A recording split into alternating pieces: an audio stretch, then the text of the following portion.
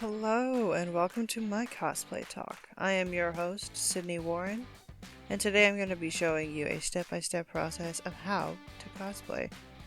I'm going to be focusing more on handmade cosplay than store-bought, because if you can make your own costume, then you have the skills to bring home the dough. Alright, where the hell do I start? Here are all these cosplays I want to do, but I can't do them unless I have Hermione's time turner. How do I choose, senpai? Well, I'm glad you asked. This is when you have to ask yourself the three big questions. 1. What does my timetable look like? Can I make the Iron Man suit in 1 month? Well, am I 3D printing it or am I making it out of foam? What is the best way to drive myself insane? No, seriously, I once made 2 superhero cosplays, Nightwing and Batgirl, from scratch. In 2 months. Sleep was not an option, and neither was my sanity. 2. How much money do I have? Do I have enough money to buy the Green Power Ranger helmet? Should I just buy one of those inflatable T-Rex costumes? Because those are always a big hit. Actually, my first time cosplaying for DragonCon, I bought pretty much everything, and my bank account was, how do I put this? Annihilated. It was a painful time. 3. What do I look like? Do I want to wear this wig for the entire convention? I mean, I think I could pull off a size 16 Black Widow. I just have to have the overwhelming urge to kick ass all the time. So, when you finally picked your character, if you had picked some complicated design, like I always have, sorry, like some superhero whatnot, you will want to start by drawing it out. You don't have to do this, but it does help when you have some complicated designs that have no purpose. If you have something easy like Raven, Superboy, or some cute anime chick in high school, then making or buying is a piece of cake. Drawing it out can help you place those complex lines and help you visualize where they go on your body. Also, if you have any, grab a friend that can help you make your own mannequin. If you want to make one, wear an old t-shirt and have your friend tape you in. Like literally duct tape. Not like filming. Then when you are done, cut it from the back of the neck down. And if your shirt doesn't cover all of you, you can use saran wrap. Then fill it in, tape it back together, and now you have another you. This is immensely helpful when you have to make your own patterns. Alright, now look at your character. Assess the kind of pattern you need. If you're doing Raven, you need a bodysuit pattern or a hooded cape, or you can just buy the costume on Amazon. Or you can just do what I did, and I did a modern Raven. That whole costume cost me like $25, and that is super cheap. Cute anime chick needs a pleated skirt, and you can buy that in the button-up shirt from Goodwill and then snag a ribbon, all for $4.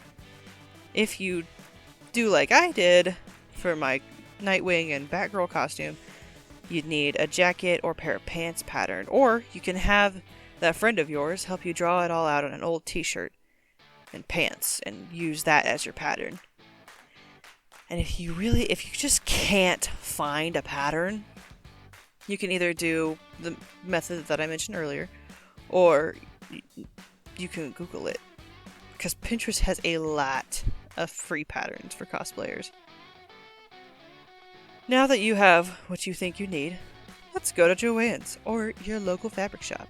Support local businesses. When you go to Joann's and they ask you, "What are you making?" I always recommend saying, "The ultimate death machine."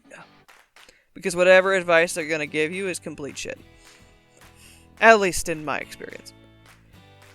Look for fabric that resembles the look you're going for. Like if you're doing Cinderella, you would look for chiffons, some muslins, really anything sheer, and then maybe a silk-looking fabric for that solid blue layer. And please, please, please, please, please, please, please, please, please, please, please, pick something breathable. You don't want to go around wearing pleather all day. You chafe and you sweat like a hostage. No, literally, that was like 97% of my Nightwing and Batgirl costume. And we wore them in Georgia summer. Oh, that was rough times. Rough times. Oh, and lastly, make sure that you take a picture of the washing instructions of your fabric. They'll usually have that written next to the name at the end of the bolt. You want this so then whenever you have to wash it, you don't mess up your beautiful cosplay after spilling a bunch of Polyjuice potion all over yourself. So, fabric's washed, patterns picked. Don't forget your zippers and buttons. Now, let's make a costume. Patterns usually come with a link so you can look it up, and they will give you a step-by-step video of what you gotta do. Oh, and I forgot to mention, you should probably buy a very cheap fabric for like a mock costume. You don't want to accidentally mark your good fabric wrong, make a really bad cut, or sew the left side of your pattern to the right side, or upside down, or inside out. Trust me, I wish I would have done that for my Batgirl costume, because I ended up wasting fabric, and I didn't have enough to wrap it all around me. And plus you can use your mock fabric as a template or like a better pattern once you have it down. And once you have that, be free!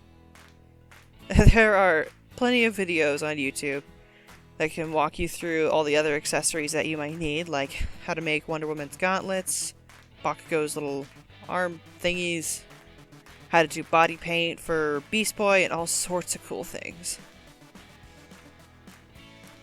Now that you have created this beautiful work of art, after you sew in that last button, or make that last little edge piece all come together, after all the blood, sweat, tears, alcohol, coffee, whatever gets you going, you get to do the best part.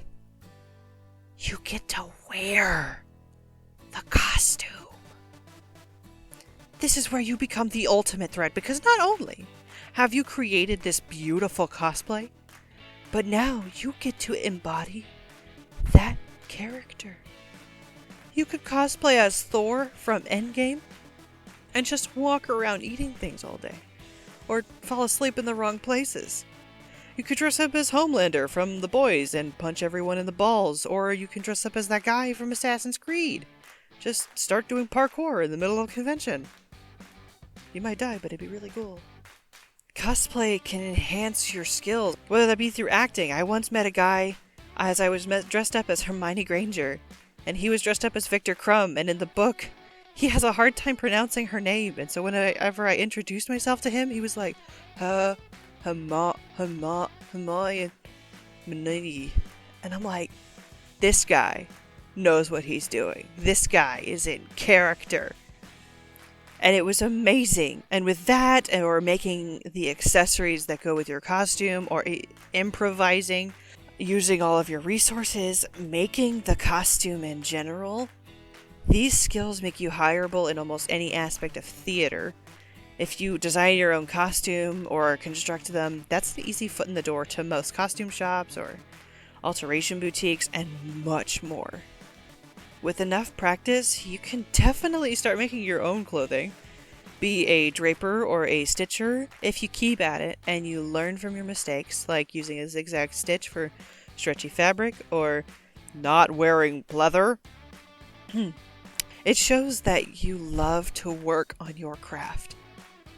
If you make small videos of your impressions of this character, that gets you further into the world of entertainment. Also, making it through this process shows that you are determined and willing to put in the hours to create something you can be proud of. And that's a transferable skill for any job. If you enjoyed this video, please like and subscribe, and maybe I'll make some more. I am actually thinking of making a couple of the Teen Titan cosplays, so maybe I can film that and we can dive deeper into this world of cosplay together. Also, here are some cosplayers that I stole pictures from or just think are just pretty cool. And here is my personal cosplay page. Go ahead and check all that out, and if you have any questions, comment below. Bon voyage!